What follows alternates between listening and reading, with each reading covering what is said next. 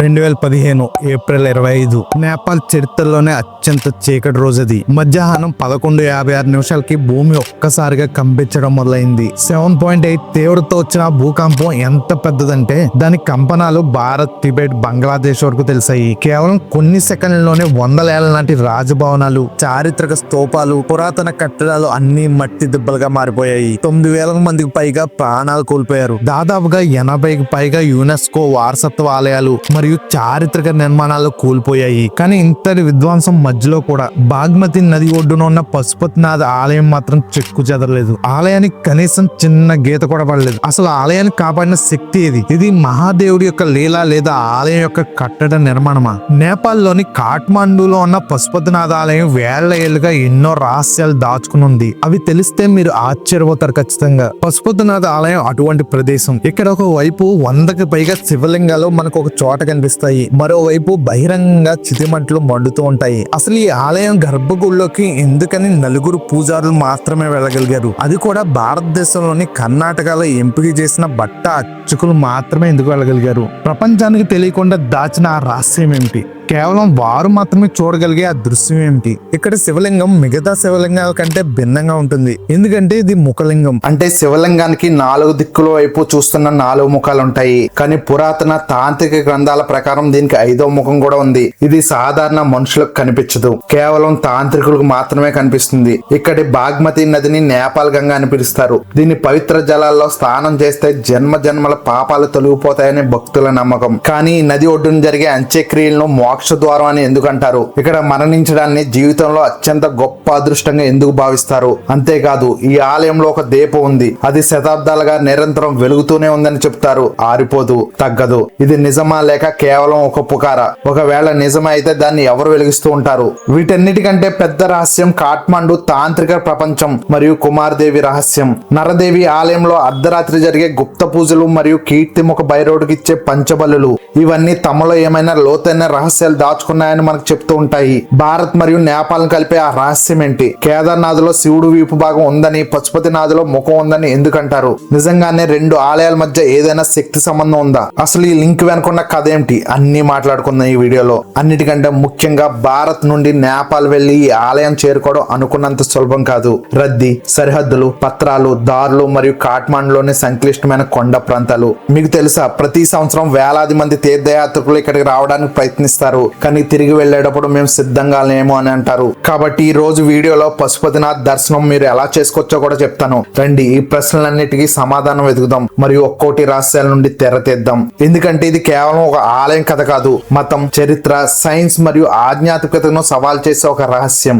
వీడియోను చివరి వరకు తప్పకుండా చూడండి. అప్పుడే పశుపతినాథ్ను చూడడం కాదు, అనుభూతి చెందడం అంటే ఏంటో అర్థమవుతుంది మీకు. మీ విశ్వాసాన్ని కదిలించే ఒక ప్రయాణాన్ని ప్రారంభిద్దాం. కానీ అంతకంటే ముందు మీకు ఈ వీడియో నచ్చినట్లయితే లైక్ చేయండి మరియు కామెంట్ లో హర హర మహాదేవ్ అని రాయండి. ఒకప్పుడు విశాలమైన సరస్సుగా ఆ లోతైన నీటిలో కేవలం నాగుల నివాసంగా ఉన్న కాఠ్మండు లోయలో నేడు బాగ్మతి నది ఒడ్డునున్న వేల ఏళ్ల చావుకు మరియు మోక్షం, తంత్రం మరియు తపస్సు, చరిత్ర మరియు రహస్యాలు సాక్షిగా ఈ ఆలయం నిలిచింది. పశుపతినాథ్ ఒకవైపు 100కు పైగా శివలింగాలు ఒకే ప్రాంగణంలో ఉంటాయి. మరోవైపు రాత్రింబవళ్ళు చితిమంటలు మండే బహిరంగ శ్మశానం ఇది. అయితే ఈ ఆలయ చరిత్ర కూడా రహస్యాలతో నిండి ఉంది. చాలా కాలం క్రితం కాఠ్మండులోని బాగ్మతి లోయ దట్టమైన అడవుల్లో శివుడు ఒక జింక రూపంలో ధరించి తిరుగుతున్నాడు. ఆయన ప్రాపంచిక చింతలకు దూరంగా ఏకాంతాన్ని ఆస్వాదిస్తున్నాడు. కానీ శివుడు ఎక్కడికి వెళ్ళాడని దేవతలు ఆందోళన చెందడం మొదలుపెట్టారు. ఎందుకంటే ఆయన లేనిదే బ్రహ్మాండం సమతుల్యత దెబ్బతింటుంది కాబట్టి. అప్పుడు విష్ణువు మరియు ఇంద్రుడు శివుడిని వెతకడం ప్రారంభించారు. చివరకు ఆయన బాగ్మతి నది ఒడ్డున వారికి కనిపించాడు. కానీ శివుడు వారిని చూసి పారిపోవడం మొదలుపెట్టాడు. విష్ణువు మరియు ఇంద్రుడు కూడా ఆయన వెంబడించారు. చివరికి విష్ణు ఆయన పట్టుకోవడంలో సఫలమయ్యాడు. కానీ పెనుగులాట్లో జింక కొమ్ము విరిగి కింద పడింది. ఆ జింక కొమ్ము ఎక్కడైతే పడిందో అక్కడే దివ్యమైన శివలింగం ఉద్భవించిందని నమ్ముతారు. ఇది సాధారణ లింగం కాదు. ఇందులో 4 దిక్కుల వైపు చూస్తున్న 4 ముఖాలు ఉద్భవించాయి. ఇదే ముఖలింగం. ఈ మొదటి స్వరూపం కారణంగానే ఈ ప్రాంతాన్ని పశుపతినాథ అని పిలవడం మొదలు పెట్టారు. శివుడు మృగరూపం ధరించి, మృగం అంటే పశువు, మరియు శివుడు సకల పశువులకు అధిపతి కాబట్టి అందుకే ఈ స్థలాన్ని పశుపతినాథ అంటే పశువుల నాథుడు అని పేరు వచ్చింది. మిత్రులారా, ఇది శివలింగం పుట్టుకకు సంబంధించిన కథ. కానీ ఈ ఆలయాన్ని ఎవరు నిర్మించారో మీకు తెలుసా? దీనికి సంబంధించి రాజు పశుపేక్ష కథ ఒకటి ప్రచారంలో ఉంది. రాజు పశుపేక్ష శివుడికి గొప్ప భక్తుడని చెప్తారు. ఒక రోజు ఆయన శివ భక్తిలో మునిగి కాఠ్మండు అడవుల్లో ధ్యానం చేసుకుంటున్నాడు. అప్పుడు అక్కడ శివుడు ఒక జింక రూపంలో వివరిస్తున్నాడు. పశుపేక్ష శివభక్తికి మెచ్చిన శివుడు ఆయన దగ్గర వెళ్లి తన నిజ రూపం ధరించి, ఓ వరిణ్యపుత్ర, నేను నీ భక్తికి ప్రసన్నుడయ్యాను, ఏం వరం కావాలో కోరుకో అన్నాడు. పశుపేక్ష కరుణ నిండిన స్వరంతో, ప్రభు, నాలాంటి సాధారణ మనిషికి మీరు దర్శనం ఇచ్చారు, ఇంతకంటే పెద్ద వరం నాకేముంటుంది? అయినా సరే మీకు నాకు ఏదైనా ఇవ్వాలనుకుంటే దయచేసి మీరు ఈ నేల మీద కూడా సదా కొలువై ఉండండి. తద్వారా మీ పాదాల సౌభాగ్యం ఈ నేలకు యుగయుగాల వరకు లభిస్తుందని కోరాడు. శివుడు నవ్వి తదాస్తు అన్నాడు. ఆ తర్వాత కాఠ్మండు నేల మీద శివుడు ఒక లింగం ఉద్భవించింది. అదే ముఖలింగం. 4 దిక్కులు, 4 తత్వాలు, 4 పురుషార్థాలు, ధర్మ, ఆర్ధ, కామ, మోక్షం మరియు పైకి కనిపించిన 5వ ముఖం బ్రహ్మస్వరూపం. కనబడితే మనకు దొరికిన చారిత్రక ఆధారాల ప్రకారం అంటే క్రీస్తుపూర్వం 400 నేపాల్ చిన్న చిన్న గిరిజన రాజ్యాలుగా ఉన్న కాలంలోనే ఇక్కడ శివ పూజ, తాంత్రిక సాధన మొదలయ్యాయి. లిచ్చావి వంశం 6వ శతాబ్దం నుండి 7వ శతాబ్దం వరకు వీరే తొలిసారిగా పశుపతినాథ్ ఆలయం చుట్టూ ఒక వ్యవస్థీకృత నిర్మాణాన్ని కట్టించారు. చెక్క స్తంభాలు, రాతి నగీషులతో బాగ్మతి ఒడ్డున విశాలమైన ప్రాంగణాన్ని నిర్మించి పశుపతినాథ్ను తమ దేశపు ఆధ్యాత్మిక హృదయంగా ప్రకటించారు. నెక్స్ట్ మల్ల వంశం. నేపాల్ చరిత్రలో మల్లరాజుల కాలం ఒక స్వర్ణయుగం చెప్పొచ్చు. వీరు కేవలం పూజా స్థలంగా ఉన్న గుడిని మహాహారతులు, బాగ్మతి ఘాట్ విస్తీర్ణలతో ఒక గొప్ప మతపరమైన కేంద్రంగా మార్చారు. పగోడా శైలిలో 2 అంతస్తుల పైకప్పు ఉన్న ఆలయాలు ఇక్కడే మొదలయ్యాయి. 1692 ఒక గొప్ప మార్పు వచ్చింది ఇక్కడ. ఈ కాలంలో ఆలయానికి భారీ మార్పులు జరిగాయి. బంగారు శిఖరం, మందపాటి గోడలతో గర్భగుడికి భద్రత కల్పించారు. ప్రకృతి వైపరీత్యాలను, దాడులను తట్టుకుని నిలబడిన ఈ ఆలయాన్ని 1979లో యునెస్కో ప్రపంచ వారసత్వ ప్రదేశంగా ప్రకటించింది. చరిత్ర ఎలా ఉన్నా ఈ ఆలయం ప్రపంచవ్యాప్తంగా ప్రసిద్ధి చెందింది మాత్రం ఇక్కడ ఉన్న అంతు చిక్కని రహస్యాల వల్లే. ఆ శివలింగానికి ఉన్న 4 ముఖాలు మనిషి జీవిత ప్రమాణాన్ని సూచిస్తాయి. మొదటి ముఖం పడమర, సజ్జోజాత, కోరికలు, భావోద్వేగాలకు ప్రతీక. రెండో ముఖం తూర్పు, తత్పురుష, ధర్మం, కర్తవ్యం మరియు సత్యానికి ప్రతీక. మూడో ముఖం దక్షిణం, అఘోర, అర్థం అంటే సంపద అని అర్థం అన్నమాట. దురాశ వినాశనానికి దారి తీస్తుందని ఇది హెచ్చరిస్తుంది. 4వ ముఖం ఉత్తరం, వామదేవ, మోక్షానికి ద్వారం. ఇది జీవిత అంతిమ లక్ష్యం మోక్షమే అని ఈ ముఖం చెబుతుంది. కానీ ఈ 4 ముఖాల వెనుక కంటికి కనిపించిన ఒక 5వ ముఖం ఉంది. అదే ఈశాన్, కాలాగ్ని రుద్ర. అత్యున్నత తాంత్రిక జ్ఞానం, మంత్ర సాధన ఉన్న వారికి మాత్రమే అమావాస్య రాత్రి ఆలయం లోపల నుండి వచ్చే ఒక తేజోవంతమైన కాంతి రూపంలో ఈ 5వ ముఖం దర్శనమిస్తుందని చెప్తారు.